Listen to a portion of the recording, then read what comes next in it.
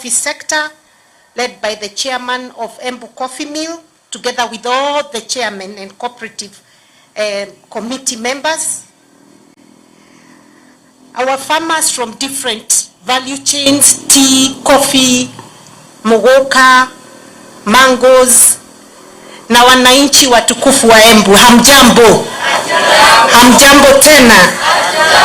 Kabla niendelee, let me also recognize the presence of former PS Cyrus Njiro, who I was told was here with us. Please clap for him.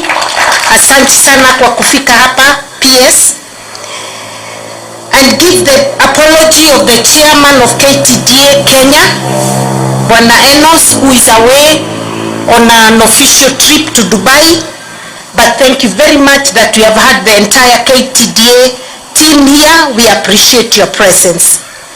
Waziri, wacha nianze na kusema I'm very, very happy to welcome you to Embu County, the land of opportunity.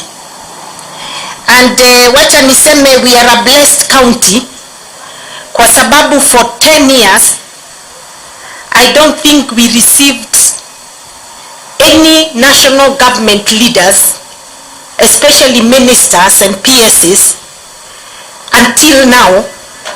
And in the last 1 year, we have received on the minimum 10 of them coming to Embu County.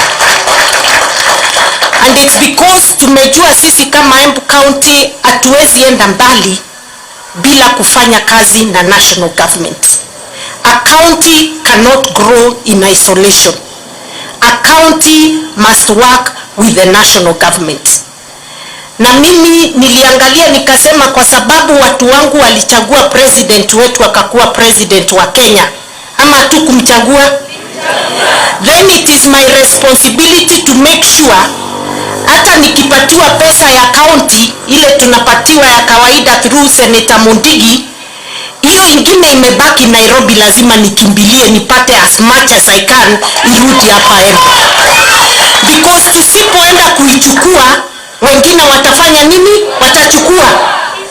So I have made it a deliberate move, and I have decided consciously. Na kwa hii uwanja tukifanya Thanksgiving after elections za president, na alikuwa hapa, mimi nilimwambia nitamshika hiyo koti yake na sitaachilia. And up to now I insist sitaachilia, because I need him and his national government to make things happen for Embu County. Hatujatosheka na ile tunapata ya kawaida, kwa hivyo lazima turudi Nairobi kuchukua hiyo ingi. Tondo anatue tuinashare bona teshare nini menene muno kanategua ndo akwa. So munielewe mkiona nikiingia hiyo maofisi. And I want to appreciate you, my brother Linturi, because tangu kuwe minister, this is the 3rd time umekuja Embu County. Ulikuja mara ya kwanza tukafanya expo kubwa sana hapa before madaraka, ukarudi mara ya pili na president wa IFAD ambayo ni donor organization, wanatusaidia sana na project zetu, hata zile tunaenda kufanya next week in Mbeere. You make sure we got resources for those projects, and I want to appreciate kwamba leo tena umerudi. That's to show you support Embu County and you know that we are one people, and that is why you are here again. Asante. And I want to tell you, my brother, come again and again and again and again and again mpaka tufike mahali tunataka kufika. And let me associate myself na ni support all what viongozi wale wameongea hapa wamesema. Sitaki kurudia, but I fully identify na hiyo maneno, and we are happy afa imeanza kuingia mashinani. Chairman, thank you very much. Director Mudathai, no egani kugusia kamurengeti na huko gwetu ikala wa bau no die na mbele gwekatia kugusia. Na kwa sababu leo wamekuja, hawakukuja mikono tupu. Wamekuja kuangalia vile sisi wakulima wa Embu County tutaweza kuendelea mbele. na tumeongea mambo mingi sana na waziri pale kwa ofisi kabla tufike hapa. But I want to announce kwamba leo hii AFA imetuletea 1500 cashew nut seedlings. Mimi nilikuwa nafikiria cashew nuts zinapandwa tu kule Mombasa, lakini leo nimejua kwamba kule Mbere inaweza fanya kazi nzuri. Kwa hivyo watu wa Mbere mjitayarishe na waletea cashew nuts, ndio mpande hata sisi tuanze kupata hiyo pesa ya cashew nuts. Wametuletea 3000 seedlings za avocado ambazo mmesikia wakubwa viongozi wakiongea juu yake, and I'm very happy. Wametuletea 1500 seedlings za macadamia ndio tupande. Wametuletea 2000 seedlings za muhoka. Just to show you, wameanza kujua kwamba muhoka pia is important kama miraa. Thank you waziri, I want to appreciate that. Kuna crop ingine wametuletea ambayo iko huko Mombasa na wanataka tuijaribu Mbere. Wameleta about 400 ambazo wanataka tufanye pilot. Tutaangalia ni wapi. 400 inaitwa bitsa seedlings. Hii nayo nimeambiwa inafanya food coloring, ndio inatengeneza hiyo. Next week tunapata 6 metric tons of sunflower, na hiyo pia tutapelekea wakulima walime so that we can also begin to produce oil here in Embu County. Na next January waziri ananiambia wataniletea 4 metric tons of cotton, ndio tuanze kupanda cotton kule Mbere. So mtirona tuyarathime, na hii tunataka kufikiria waziri, hii ni kionjo. Utaleta ingine na ingine na ingine, nigetha tuthie na mbere tuvothe tutete tuvote kuvavituka na tuthie thengi, kana tiguo turenda. So waziri, I want to appreciate you because siku ya leo umekuja na tumeongea mambo mingi. Tumeongea mambo ya avocado, umesikia vile viongozi wamesema hapa. Tumeongea mambo ya macadamia, umesikia vile tumeongea hapa, mugoka, mango, and the one running thread, ile issue imetokezea hapa siku ya leo is that of prices za products zetu kutoka mashamba yetu. And it's all about making sure we protect and shield the farmer from misuse by middlemen. Tunataka mkulima afikiwe na bei nafuu. Ndio seneta wetu Mutembei ambaye ni mgonjwa, ugonjwa yake iishe, kana tigutauga. So I want to ask that waziri, you continue fighting the cartels, as Mheshimiwa Karemba has said, that for the first time ikuwe kwamba for sure we are dealing with these cartels. And I want to encourage you, kwa sababu sasa tumeanza kuona kama mmeanza kuwezana na coffee cartels. Vile mmetoa very advance, sasa wamerudi kwa soko kununua kahawa yetu kwa bei nzuri, because they have seen this government is not joking. Mimi nataka kukuuliza, mahali pote waziri, wewe na chairman wa AFA, mahali yote mtapata market ya kahawa, ya majani, ya coffee, ya macadamia, ya avocado, mniambie. Mimi hata mkiniambia chukua ndege uende usaini, mimi nitakuwa hapa, because I really want a solution for my farmers in Embu County. Hapa tunasema kavinda ni gaka, kana tiguo. So waziri, the other thing nataka kushukuru ni kwamba leo asubuhi tumeongea mambo ya KCC, na we are very happy that President William Ruto ametupatia 700 million tujenge full processing plant ya maziwa pale KCC Runyenjes. But I want to add my voice to that of Mheshimiwa Karemba. Kujenga tumefurahi sana, but KCC needs to pull up its socks kwa mambo ya kulipa wakulima wakati ufaayo. Because shida ya KCC ni moja tu. Wanaweza chelewesha kulipa, na ukicheleweshea mkulima malipo hata rudi hapo tena. So we want to get it, number one, tukubaliane mambo ya bei iwe ni bei mzuri. Number two, tukisema 5th of every month ndio wanalipa mkulima, tuweze kupata hiyo pesa kwa M-Pesa. Pap, hatutaki story mingi. Wakifanya hivyo, sisi tutalima bila kuogopa. Na tuyarutiwera. Waziri, tuyarutiwera kidinyo. Kinki embu nebiseno wakegua. Tuyarutiwera ndoe kidinyo. Number two, thank you very much. Umetupromise utatusaidia na coolers. Na tumekubaliana tuangalie kila mahali ambapo coolers zinahitajika, ndio tuongezee wakulima coolers waweze kuweka maziwa yao ya asubuhi, ya saa 8, ya jioni hapo, so that we can be able to aggregate our milk tupeleke hapo KCC. Thank you very much.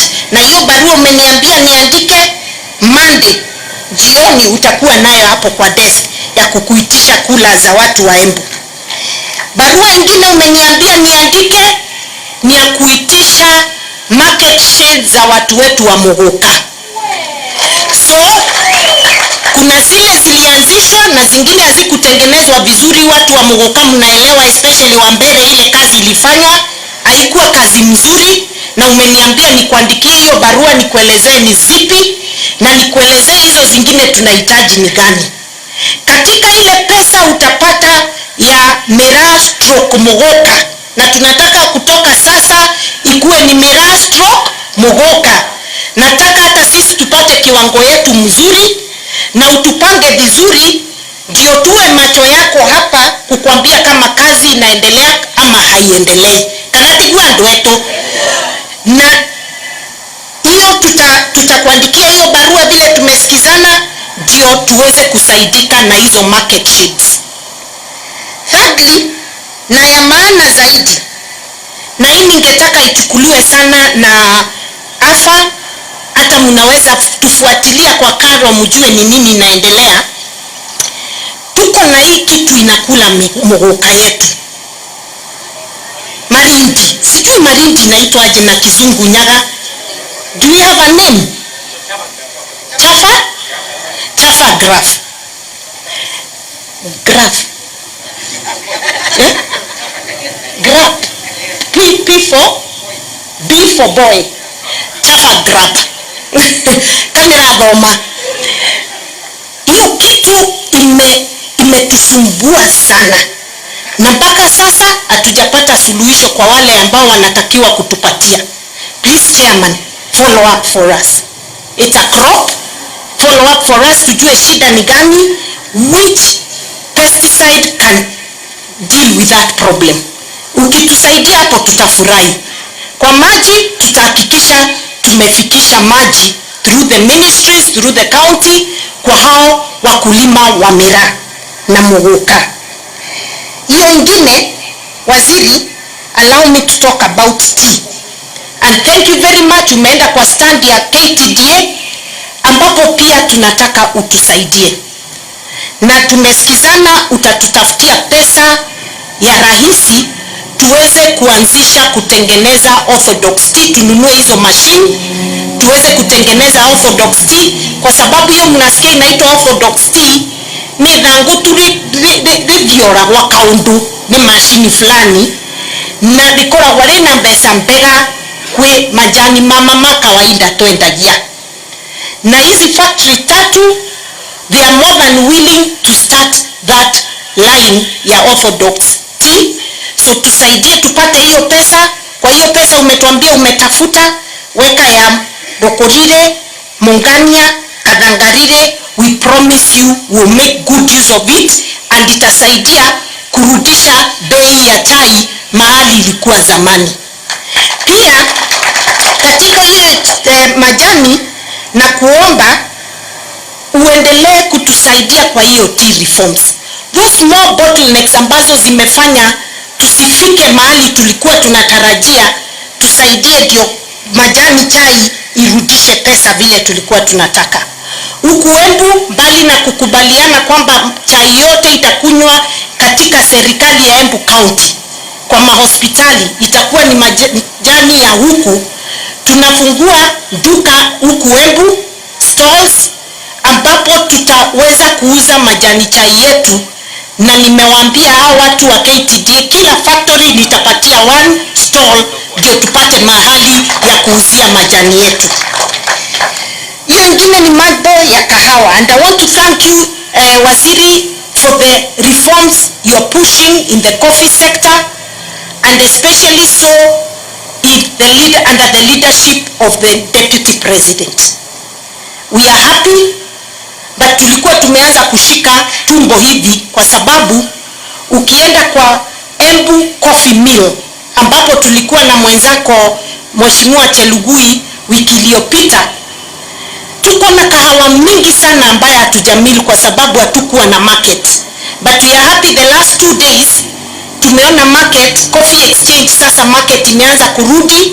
Wale buyers walikuwa wamepotea wamerudi, and we will start milling our coffee and taking it there. But our idea, Waziri, is that this mill will start being fully operational, that we will mill all the Embu coffee in the Embu coffee mill, and then we'll market it together. Shida yetu ni moja tu, and because the commodities fund iko kwa ministry yako, sisi tulichukua loan ya about 99 million. Is it 99 million? 90 million. About how many years ago was that? 2014. Sasa imezaa iko 174 million, Waziri. Na mimi hata ukiniangalia hiyo siwezi, I can't. Sina, na tunataka vile tu mmefanya huko kwa sukari, tukaona cancel wave. Na unajua zile kura zilitoka hapa, na wewe unajua zile kura zilitoka hapa za President William Ruto, sia ndeve sia kura. Mimi nataka Waziri unishike mkono, twende tuone mkubwa wetu akubali kuwave hiyo loan. Hiyo tu, kutoka hapo ile kazi tutafanya hata wewe utafurahi. Mbitekeria tu onitenjara tuthito mwaririe weke ubo. Weko guni bauno gori ubauvendi nimnyeri. Na ndingire mwane wera. Nemuruti wera. Hiyo tu nifungulie hiyo, Waziri. Na uririkane we my brother. Uririkane ubo. Macadamia, Mheshimiwa Mukonji has talked very, very passionately about macadamia. Please help us again on the marketing, so that the marketing, the price fluctuations, hiyo imeongelewa hata na chairman wa the cooperative, and we have registered a cooperative society for macadamia. Tusaidie, help us, give us a way, we will do whatever we need to do. The reason I've mentioned those particular value chains, those crops, ni kwamba ile county aggregation industrial park tunajenga Mashanga, tunaangalia kufanya value addition ya avocado, tunafanya value addition ya macadamia, tunafanya value addition ya muguka, ya mango, ya honey. So anything that can help us in production is most welcome, and we really look forward to it. And before I end on the coffee, Waziri, the cooperatives in Embu responded very well kuregister wakulima ndio wapate hiyo coffee fertilizer ya kahawa, inaitwa 17. Na tukaweza kupeana the first 4,500 bags, alafu hiyo fertilizer ikaisha Kenya. And a cooperative kama Kibogo, they are waiting for 6,000 bags. Kwingine, we actually need about 13,000 bags of 17 in Embu. Nimesikia ukisema you wrote a letter and you're going to be supplying the fertilizer soon. Tafadhali, ukipata the first batch, sisi tuko tayari. We want the fertilizer ndio watu wetu tuweze kuongeza the production of coffee in Embu County, na ukirudi ushukuru president. Hiyo fertilizer imetusaidia sana. Kanategua ndo wetu. Nataka umshukuru, and I want to thank you personally because tangu uchukue hiyo kitu ya fertilizer kutoka kwa Kenya National Trading Corporation ukaileta kwa ministry, it has been better managed this season than the last season. Of course with a few challenges, but you've done way better. Keep it up. We'll continue supporting you. Thank you very much waziri. Mungu akubariki na urudi tena na tena, na ukirudi Nairobi waambie our president we are very happy with the hard work he's putting. Maisha ni ngumu, lakini tunaelewa lazima ajikaze mpaka tufike mahali tutaweza kusikia mambo iko sawa. But tell him our support in Embu haijabadilika. Kana katoa garoroku bado tuko pale tunamshikilia asiwe na uoga, and we believe in him and his leadership, and will continue supporting him all the way. Asante sana waziri. It is now my great pleasure to welcome waziri wa kilimo, our friend, our brother, Mheshimiwa MERU LINTURI kumakoria gembe MERU. Karibu sana waziri, utufurahi karoge.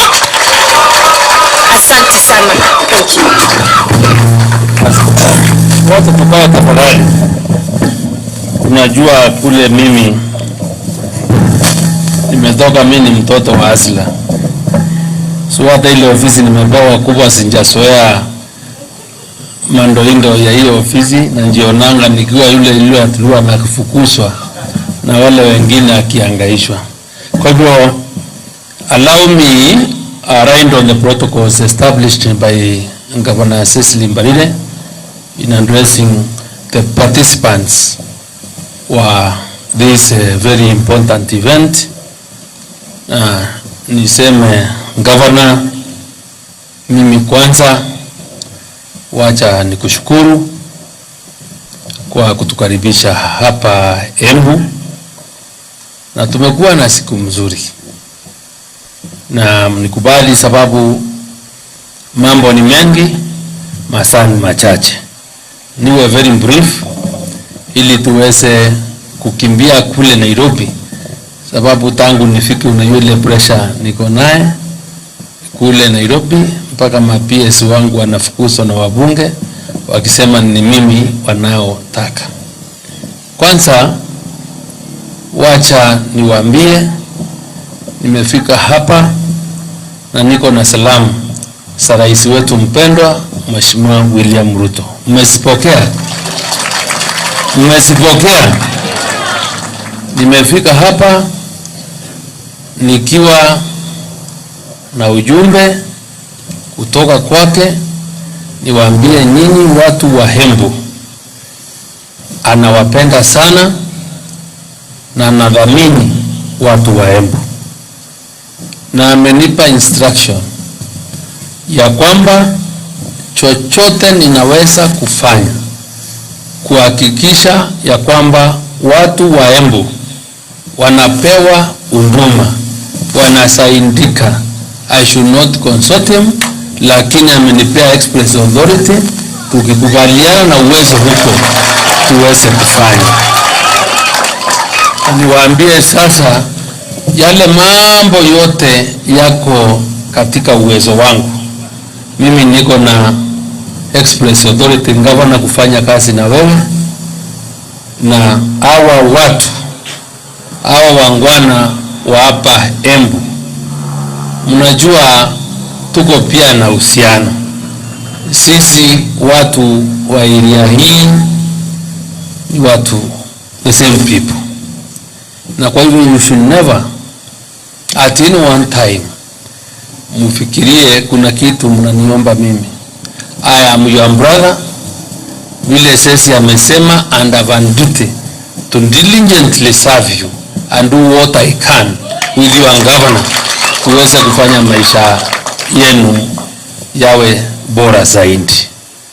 Governor wenu ni kiongozi wa maana, na ningeomba nyinyi sababu mko na bahati mshikilie yeye. Na unasikia sasa gavana ananiambia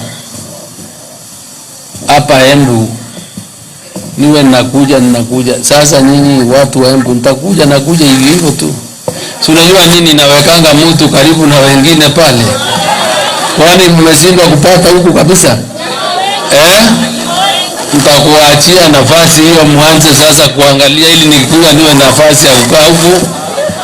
Sababu unajua na nyinyi mmesema niko tayari kuja kukaa, sababu kule nimetoka kuna moto kidogo.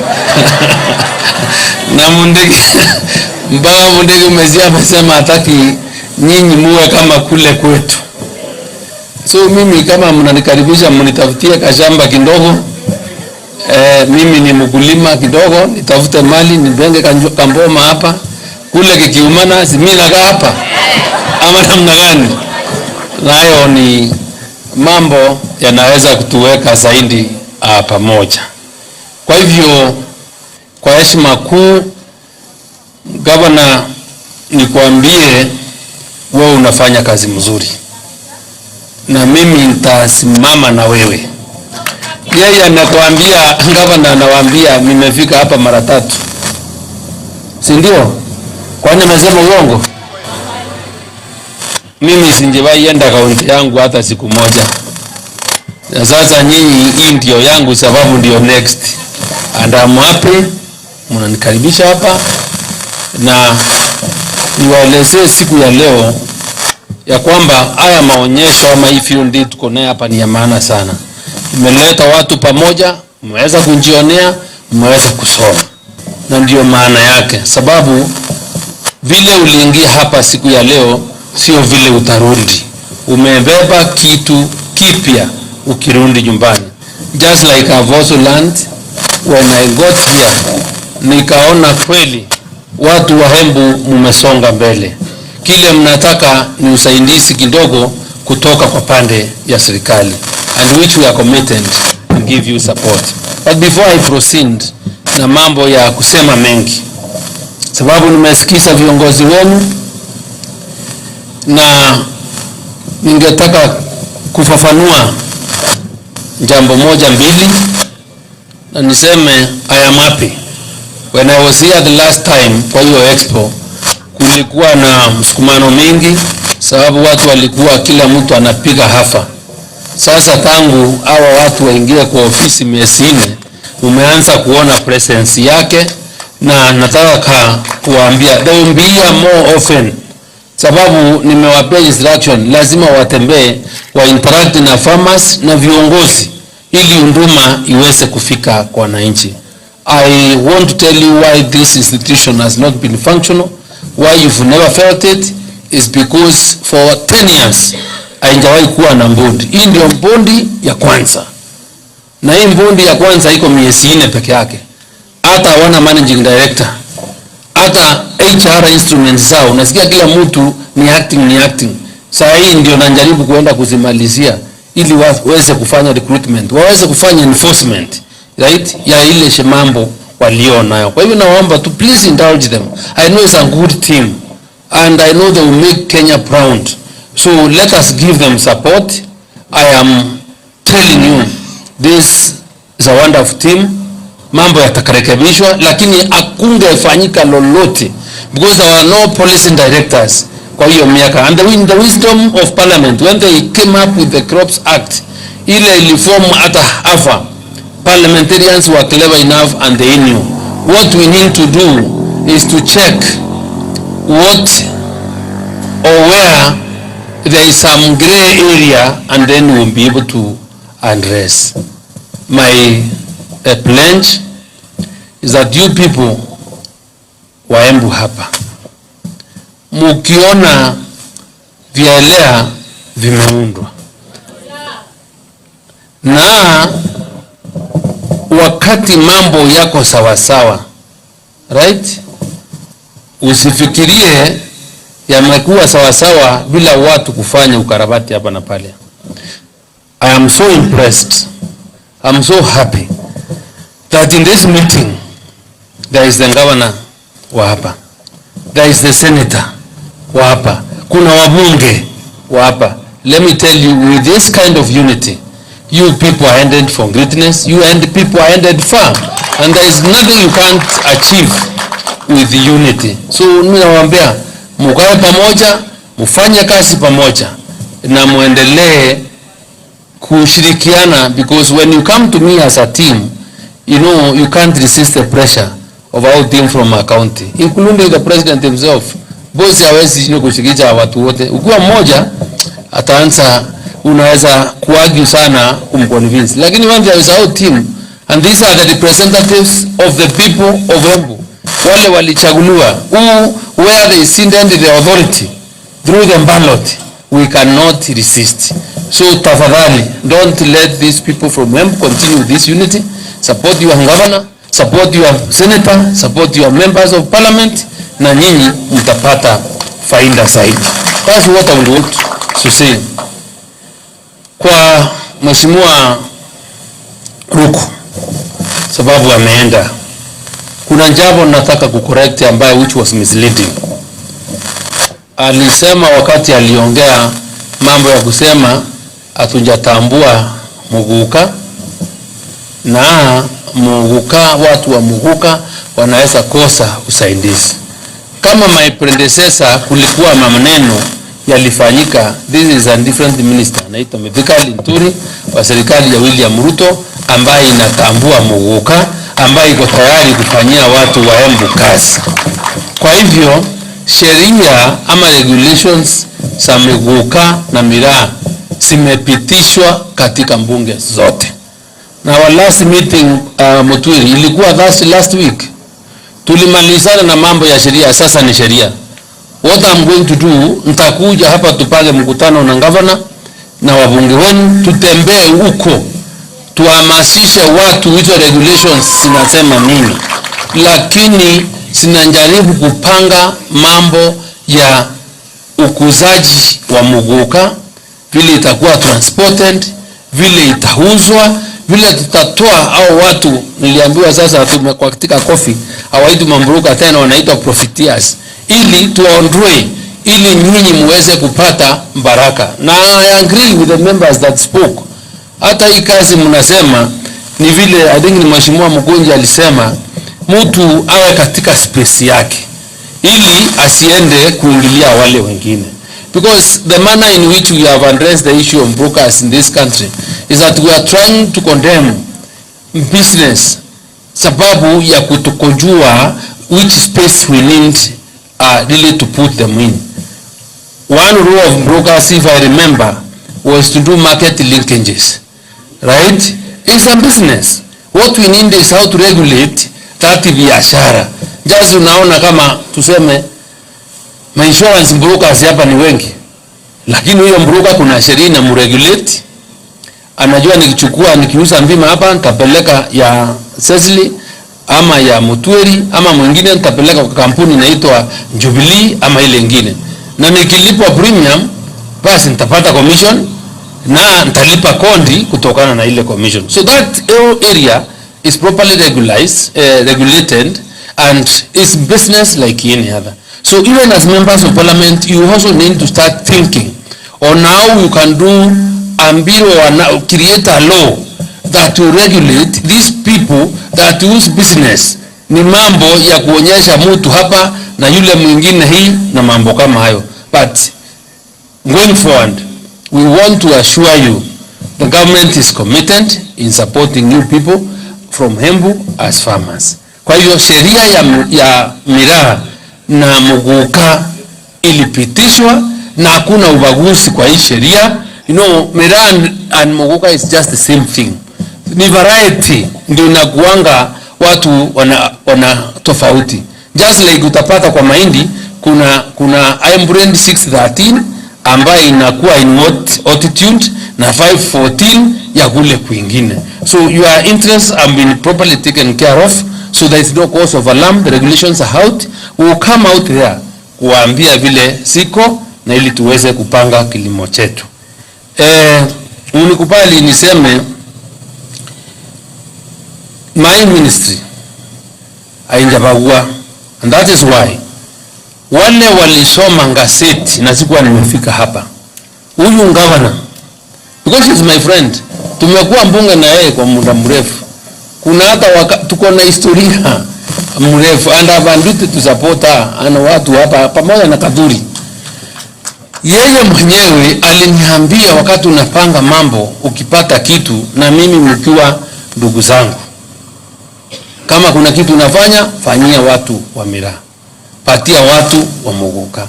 So contrary to what many people think, ya kwamba kuna vitu inaweza kupotea hapa, sio ukweli. And I want to announce here that saa hii kuna kule pali tunafanya Amira kule Siakago, tunafanya soko, tunajenga soko, advertisement tumeweka kwa magazeti. We are getting a contractor kujenga soko, a market shed kule kunaitwa Siakago. Kuna pali kwingine kunaitwa Kalisa Primary School, tunachimba mbwao hapo. FGCK Mudhatari, sini upande hiyo ya mbele yes, sasa sijui ni wapi, lakini all these areas, Rukira, Ndawa Ward,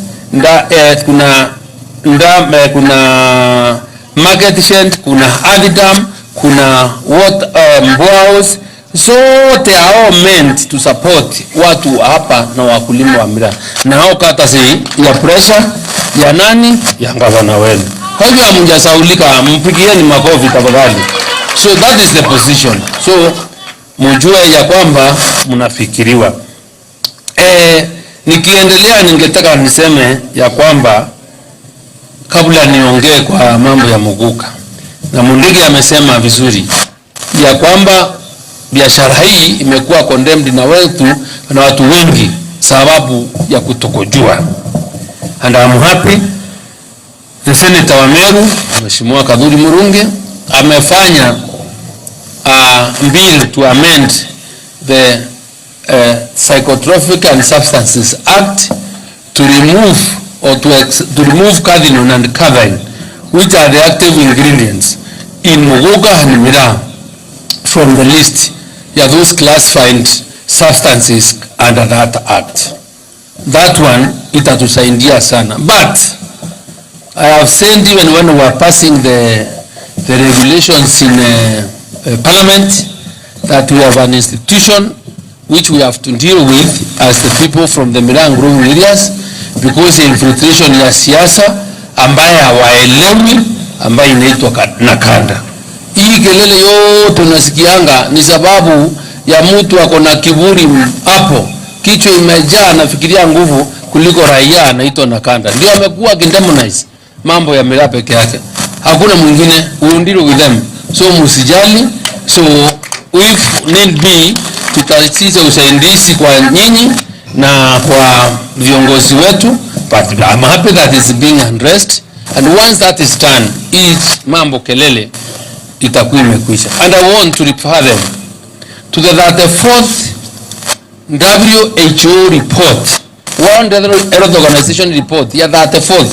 Kwa hiyo report ambayo ina classify these substances all over, whether siko sawa ama siko sawa, and I sent them a copy last week on page 11. Imesema hiyo maneno yote mnasema iko kwa Miraa, it's not harmful na inashinda. So if the World Health Organization imendeclassify na imesema hakuna that independence ya watu ambao wakula mambo ya Miraa haiko na idhuru mtu, wewe ni nani hapa ukuje kutuambia wewe ya Miraa maana Mungu imeleta shinda? So be rest assured something is happening, na hatutaendelea kutishika na kuumizwa tena. Allow me mention something, and I want to associate to agree with Cecily that way forward for us to create more value for our products, we really need to focus on value addition. And I think the RUTO administration is very committed towards making sure that we add value to our products in different value chains, And in this space of tea, we are already pursuing or looking for money so that we can be able to support our factories to start processing orthodox tea for them to have more money, because there's serious demand for orthodox tea. And at the same time, tunaendelea na mazungumzo na KTD, county government, na serikali kuu tuweze kuorganize ama create a common user facility where we'll be able to hand value to our tea for export, so that the export ya CTC tupeleke chini. We want to have a brand of our tea, of our coffee anywhere. Tukienda watu wanajua ni mambo ya chai. Sio ukienda Marekani ama ukienda kule UK unapata karatasi imeandikwa British breakfast tea. Na huyu mzungu does not have a single bush of tea. So we want tukienda kule na with the proper brand. Marketing is important. Unapata Rukuriri tea ama Embu branded tea ndio unakunywa. Sio kuendelea kundanganywa na hawa wazungu. So these are discussions which are ongoing, and I believe very soon tutafika hapo, and we only get there through the collaboration that we are talking about. The national government in collaboration with our county governments, mnajua kuna mambo ya ile sesi amesema inaitwa County Aggregation and Industrial Parks. The whole idea is to aggregate all what we have so that we can hand value. And when you hand value, kama ni vile mkulima aliongea hapa wa maembe, you know, you increase the shelf life. When you have increased shelf life, hiyo kitu you don't easily lose, sababu inaweza kukaa. So I think in my view the country is headed in the right direction. The relationship ya ufanyikazi kati ya the two levels of government, the national and county governments, is what will take this country forward, and we just want to give a commitment that the Kenya Kwanza government is so farmer-centered and ready to work and give you the necessary support. And you also allow me, kwa niaba ya serikali ya William Ruto na wizara ya kilimo, nyinyi wakulima mko hapa, ni washukuru sana, sababu mwito ulipotolewa wa kuanza hii program ya subsidies ya fertilizer, mumejaribu, but you can do better. We are registering farmers now, mayo mambo inaendelea, fertilizer inaendelea. So tafadhali, wale hawakujiandikisha kabla tufunge, jiandikisheni. Fertilizer iko hapa, we have various centers, iko siku hapa. Nashukuru kama na kwa kujaribu pia kuhakikisha imefikia watu, ili tuweze kushalisha chakula cha kutosha, tuweze kuondoa hii aibu ya njaa na kumaliza aibu ya shinda ya chakula, ama bring the cost of living down. Is for us to go back to our farms physically, na majembe na fertilizer, right? Tupande chakula, hakuna njia nyingine. Ile mambo ya sufuria kwa kichwa usindanganywe na mtu yeyote, itamaliza shinda ya njaa katika wapi? Katika Kenya. So na nyinyi mkiwa wakulima, because government is committed in subsidizing production, please take full advantage. Try also to diversify. Kama uko na avocado yako moja pale, umetoa mahindi pale, uko na ng'ombe unakamua pale, ukiweza kusanya hii mazao yote na ile pesa utatengeneza kwa mimea mbalimbali, basi utakuta kwamba kikapu yako ya pesa inaenda ikiongezeka. Problem ile kubwa ni watu wanapiga kelele, maisha imekuwa juu, and there is nothing you are doing towards addressing that particular problem. So if you have a problem ya pesa, ujue ya kwamba lazima ufikirie kutafuta pesa. Pesa utapata kama unakuwa kelele tu na kupiga mdomo. You must start thinking of how to look for money.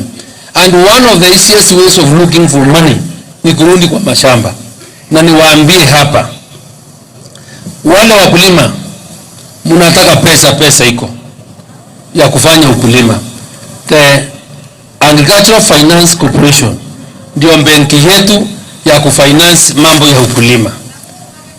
pesa imewekwa huko bilioni 10 ile tunataka kupitishia through AFC, ili wewe mkulima unasema kuna shida ya pesa, unaweza kopa pesa uendelee na kilimo chako, because we really have to support production. Na kwa hivyo wewe anza kujipanga, sababu utalaumu mtu. Hapana, serikali inafanya what it can. So AFC has been enabled to give money to our farmers. Kama ni ya mahindi, kama ni mboga, kama ni ng'ombe, unaweka na vitu kama hiyo. So tafadhali wakulima, pesa, don't complain, there is money now ya kuendelesha biashara. Vya kilimo ni biashara. When you produce more, the other business that we have, it will look for markets yenu ili muweze kupata soko za kile mnashalisha. I think the chairman mentioned, nisikia tumemtuma China njusi, tumefungua soko ya hizi avocado mmesemea kule India, na iko na watu wengi sana. India has over 1 billion people, China has 1 billion. So if we can be able to get markets ya China na India, basi tutakuwa sawa, na the inflows of foreign currency zitakuwa mingi, zinaweza hata kustabilize the dollar. But most important, we must be deliberately be willing to produce enough for ourselves before we can be able to export. So we have already a market, Mukundi said, we have 50 million Kenyans to feed. So there's no reason to, we have even the East African region and the Commercial region, ambaye pia our free movement of goods zimekubaliwa, right, without really too much of levies. So tafadhali nawaomba na washukuru wakulima wale wako hapa, tuendelee, hiyo ndio biashara that I can see is sustainable. The other day I was in Rome for the UN Systems Full Summit, and that is the first time I realized that you people must get to know the potential that there is in agriculture. We were 180 ministers from the world and 14 presidents discussing mambo ya kushalisha chakula na kulisha dunia. Wale watu wameona vile mambo ilivyo, the population of the world is going to double within very short years. There are many mouths we are required to feed. Our land size is not increasing. So the only thing to do is see how you can also to leverage on science, on technology, tuanze kushalisha chakula ya kutosha. Na mjue ya kwamba tukifika hapo tumewaambia mambo ya kisayansi, na msindanganywe ati mkiongea mambo ya GMO inatoa wanaume matiti ama sijui imekuwa wanaume. Hiyo yote ni propaganda ya watu kutokochua. Na I am telling you, we have opportunity in this country. What we have is that we have very many idle people, na wale wazee wengine walikuwa wamekosa njia kujaribu kuwadanganya wa Kenya. We go to America every time, we eat that kind of food, na hakuna maneno. Na wakulima wa kahawa, to demonstrate confidence and the trust and the support that this administration has for the coffee farmers, we are saying we want to increase the production of our coffee from the 51,000 metric tons to around 200 in the next 2 years. Ndio mnaona sasa sisi akisema mambo ya NPK 17 saa hii leo nimetoka kama tumeandikia barua ya kununua hiyo fertilizer ili muweze kuipata. That is, we have committed, na itakuwa under subsidy ili muweze kupata fertilizer kushalisha kahawa, ili pia mazao yaweze kupanda. Kwa hii kahawa naendi kupigana na makateo na mambruka, because walikuwa na fleece ma farmers. Government has put 4 billion shillings. Hiyo 4 billion, wewe ukienda upime pesa kahawa yako kwa cooperative, bandala ile 20 shillings, sasa unalipo na 80 shillings shilingi 80 as you wait for coffee to be sold, ili uweze kupata pesa ile nyingine. Na ndio sababu sasa hawa watu wameona hala mambo kumeharibika, so we must give better prices for the coffee that they are keeping. That's why the last 3 days kwa auction ya kahawa kule we traded $2.8 million US dollars. So mjipange, kahawa tunaenda kurekebisha. Tumekuwa na reforms unajua zinaendelea. Last month I was in Colombia na rais na deputy president kule, tumeongea na ile nchi. Their coffee is equally very good.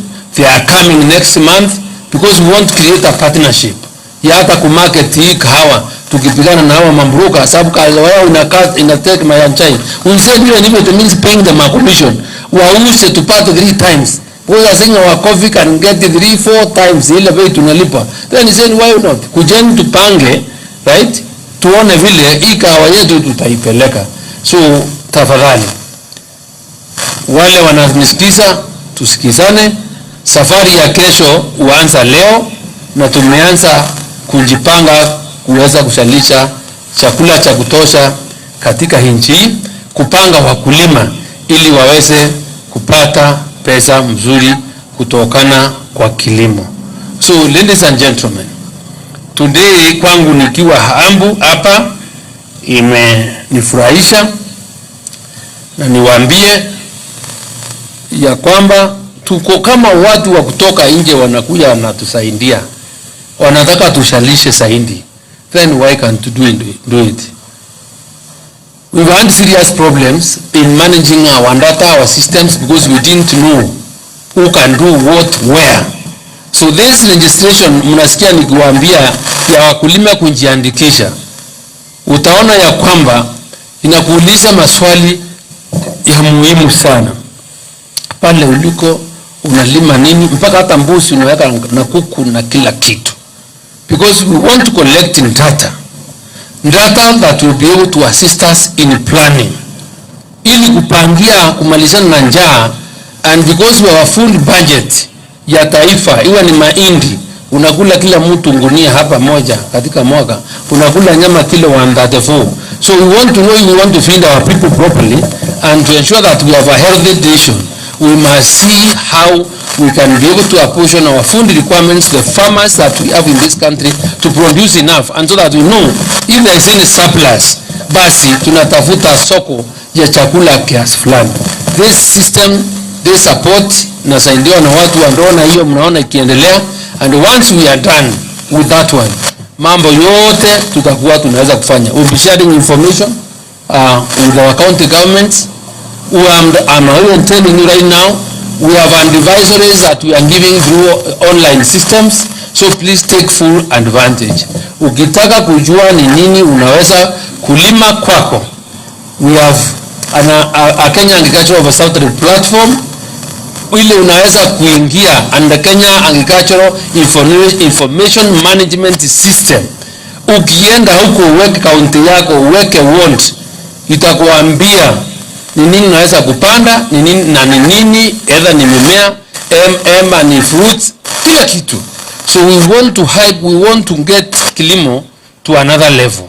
So Cecily, other people, for organizing this very important field day, I really want to really thank you and give that commitment that we work closely.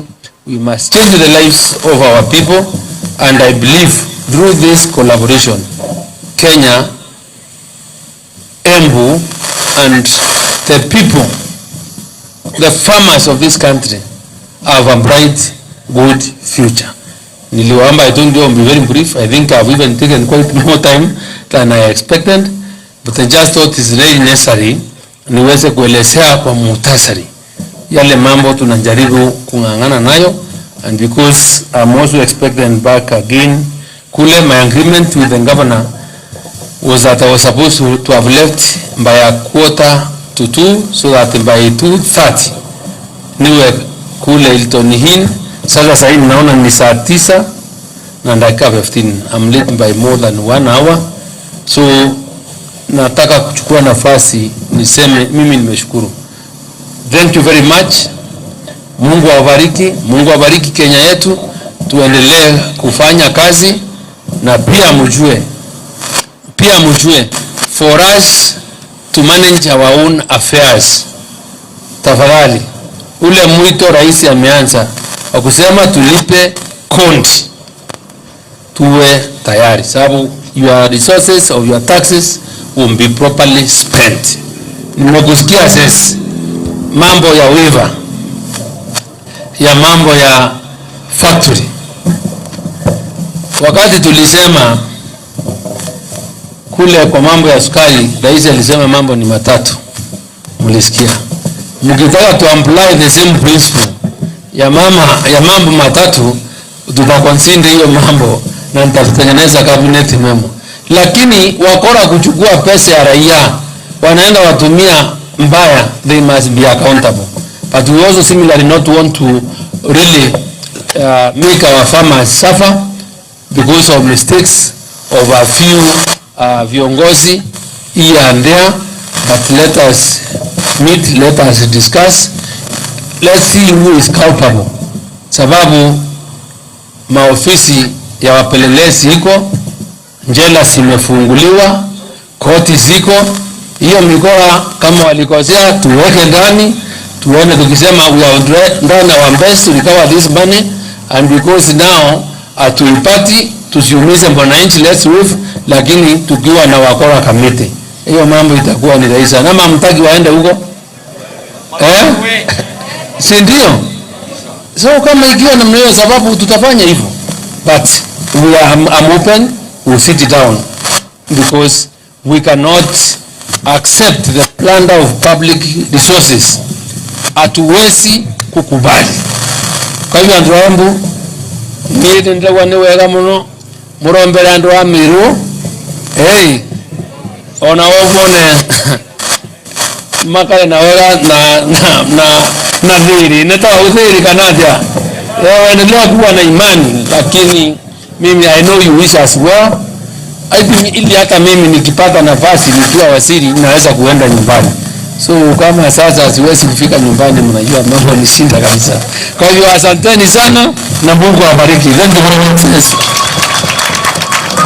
Asante wananchi watukufu, naomba tumpigie waziri makofi ya kutosha tafadhali. Asante sana waziri, naomba kwa haraka muweze kupeana pole za mheshimiwa Women Rep hapa kwetu, yuko katika komiti pale Nairobi. Mmepokea pole zake? Pili waziri, tukimaliza hapa tutakuwa na nafasi ya kupeana miti pale nje pamoja na gavana wetu